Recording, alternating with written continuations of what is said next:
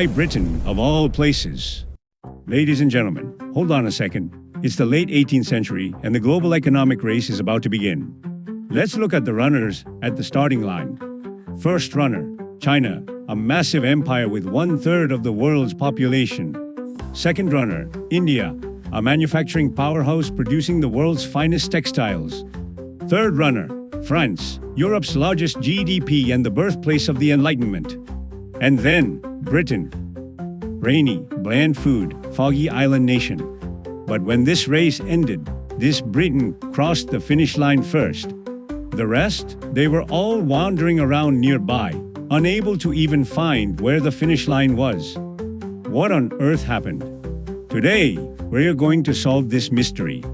There's an economist named Robert C. Allen. What he discovered was, the secret of Britain's Industrial Revolution was, surprisingly, that labor was too expensive. What? The Industrial Revolution happened because workers were expensive? Yes, exactly. If you look at the wages of construction workers in 18th century London, they were 50% higher than Paris and almost 3 times higher than Beijing. Now, think about it. If you are an 18th century British factory owner, hiring one worker cost a fortune. So what would you do? Of course, you'd buy machines. But here's the key point. Machines ran on coal, and Britain had tons of coal, plus right next to the factories. Meanwhile, France, coal mines were deep inland, so transportation costs alone were astronomical. So the formula emerges. Expensive labor plus cheap coal equals buying machines is profitable. This is what Allen called the high-wage, low-energy structure. What about China or India? The exact opposite. Workers were extremely cheap and energy was expensive. Machines, buying them would be a loss. It was more profitable to just hire more people. What's interesting here is that technologies like the steam engine and spinning jenny weren't invented only in Britain. France had them too, and China had similar ideas. But what's the difference? Only in Britain was using them on a large scale profitable. What mattered more than inventing technology was adopting technology. Okay, so we know Britain had expensive workers and cheap coal. But here's the thing, no matter how good machines are, you need to invest to buy them, right? But what if the king suddenly says, tomorrow, "Your factory is now mine. Upset? Should have been born a king." what would you do? In fact, up until the 17th century, European monarchs could just seize property at will. Oh, you loaded your ships with gold and treasures? Thanks. Now it's mine. This is what economics calls the commitment problem. You can't trust the king, so nobody makes long-term investments. But in 1688, the Glorious Revolution happened in Britain. Parliament told the king, "From now on, you can't collect taxes or seize property without our permission. What? Don't like it? Leave. We'll bring in a new king." They actually kicked out James II and brought in William III. This was a game changer. Suddenly, merchants thought, wait, if I dig a canal, the king won't take it? Property rights were protected, so long-term investment became possible. Building factories, digging canals, paving roads. Meanwhile, France, they had absolute monarchy until the Revolution of 1789, and that only changed after they cut off the king's head. A bit late. 100 years late is a bit. Well, the absolute monarchies of China and Korea didn't change until they were overthrown by foreign powers who had grown strong through this industrial revolution. So compared to that, it's just a bit late. Since we mentioned France, let's continue. France's problem wasn't just the king. Ever heard of guilds? Medieval trade unions. Originally, the intention was good. Let's protect our craftsmen's rights. But in 18th century France, they became completely corrupted. New technology? No.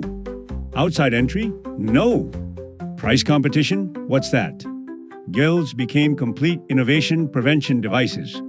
Imagine this. You invent a new weaving machine, but the guild blocks you saying, you must use our traditional methods. Meanwhile, Britain, guilds weakened or opened up. Technology and people moved freely. As a result, France had a larger GDP than Britain but fell behind in innovation. Economists call this institutional friction.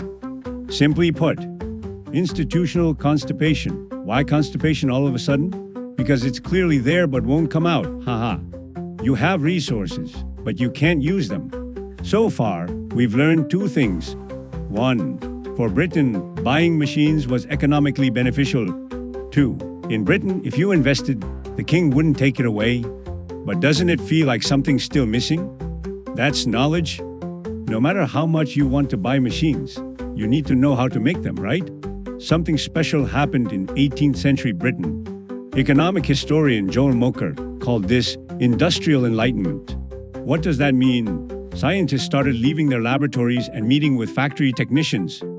At the time, London had tons of coffee houses, and there, scientists, inventors, and businessmen met and discussed.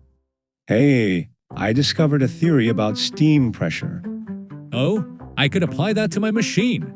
I'll invest. Let's look at a real example. James Watt, you know, the guy who improved the steam engine?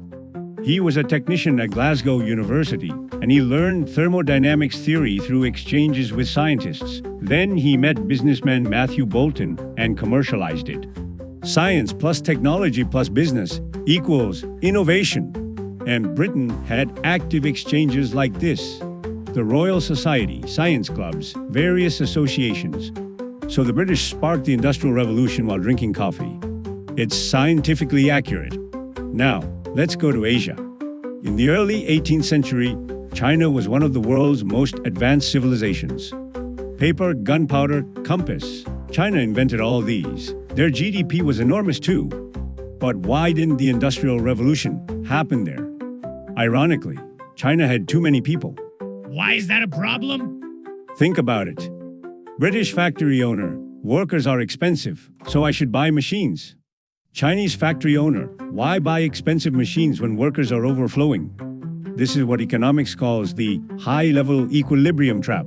The Chinese economy was running fairly well. Agricultural productivity was decent, and the population kept growing. They just didn't need to innovate. In fact, if you look at 18th century Beijing worker wages, they're 1/3 of London's level. So if we plug it into Allen's formula, there's no reason to buy machines. What's more serious is that Chinese wages stagnated or even fell in the 18th, 19th centuries. The population was growing, but the economy wasn't growing proportionally. As a result, China achieved extensive growth, but not intensive growth. Simply put, only the number of people increased, not per capita productivity. The India story is a bit more dramatic. In the early 18th century, India was the world's top cotton textile producer. British noblewomen wearing Indian fabrics would say, "Oh, this is so beautiful. Why is our British stuff so terrible?" In fact, until the 1790s, Indian textiles overwhelmed Britain in both quality and price. The British wool and silk industries started getting destroyed. So the British government created the Calico Acts in 1700 and 1721. Indian textiles, import banned. Wearing them banned too. Complete protectionism. It wasn't fair play. But this actually awakened British manufacturers. To beat India, we need to increase productivity tenfold. That's how we got spinning jennies. Mechanization, automation. 50 years later, Britain became the world's largest cotton textile producer, and India actually started importing British textiles. A perfect reversal. The numbers are even more shocking. In 1600, India's per capita GDP was over 60% of Britain's. In 1871, less than 15%. Quartered. This is the Great Divergence. Now, here's a heated debate. Were colonial trade and the slave trade the cause of Britain's Industrial Revolution? Historian Eric Williams argued, money made from the slave trade was invested in factories. But when modern economists did the calculations, the numbers don't add up. Slave trade profit margins weren't particularly higher than other businesses, and evidence that this money flowed directly into factories is weak. So trade wasn't important? No, trade was extremely important. It just wasn't the cause, but rather an amplifier. Think about it. Step 1. Britain achieved technological innovation first. Step 2. They made better products and exports exploded. Step 3. More money was made and more investment happened. Step 4. More innovation occurred. A virtuous cycle. In fact, in the 1760s, trade contributed about 5% to the British economy, but by the 1850s, it jumped to 25%. The Industrial Revolution grew trade, and of course, trade grew industry again. However, we need to be clear about something. The slave trade was clearly unethical and caused terrible long-term damage to Africa and the Americas. Discussing economic effects is separate from moral evaluation. After hearing all this, you might think, did Asia just fall behind forever? But one country emerges, Japan. In 1853, American Commodore Perry came with 4 warships. Open up. If you don't, we'll shoot. Japanese samurai were furious, but at the same time they realized, We're completely behind technologically. and they made an amazing decision. Let's learn everything. The Meiji Restoration was the fastest modernization project in human history. What'd they do? First, they hired Western experts like crazy. You know how to make trains? What salary can we offer you? Actually, in the 1870s, 1880s, a significant portion of the Japanese government budget went to foreign expert salaries. Second, they sent Japanese talent to Europe and America. Go learn everything. The Iwakura mission, 50 high-ranking government officials, traveled the West for 2 years learning. Third, the state directly invested in key industries.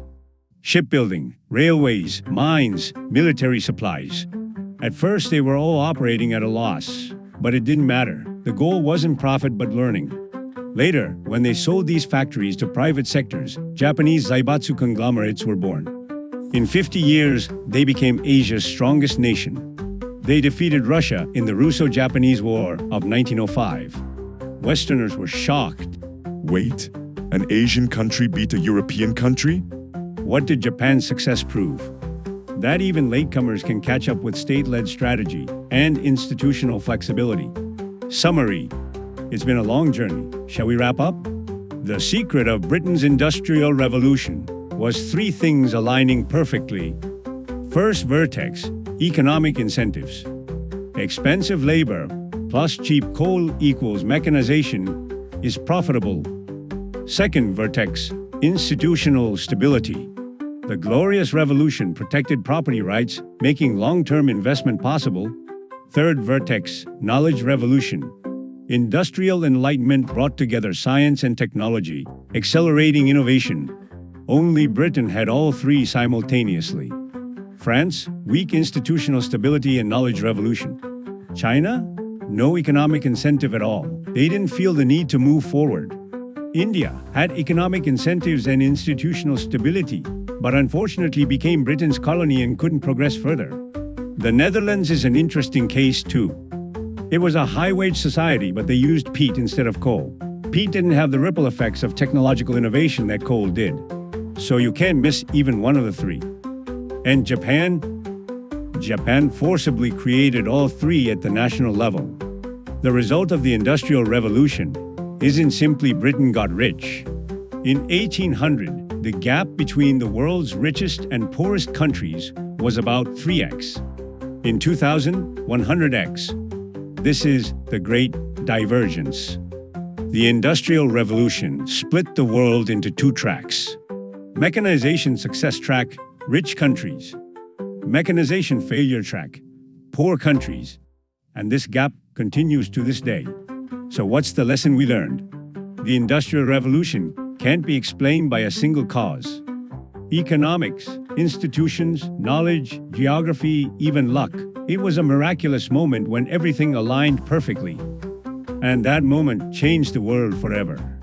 The economic structure of the world we live in today, the gaps between nations, the direction of technological development, it all started here. Perhaps we're still living on the extension of the Industrial Revolution. AI, robots, automation. Could another great divergence be happening? Who will be the next Britain? So, what do you think? What was the most important factor of the Industrial Revolution? Let me know your thoughts in the comments. And if you found this video useful or interesting, please hit that like button and subscribe and turn on notifications, and I'll return with more fascinating history and economic stories next time. By the way, British food is still terrible. I guess the Industrial Revolution couldn't solve everything. See you in the next video.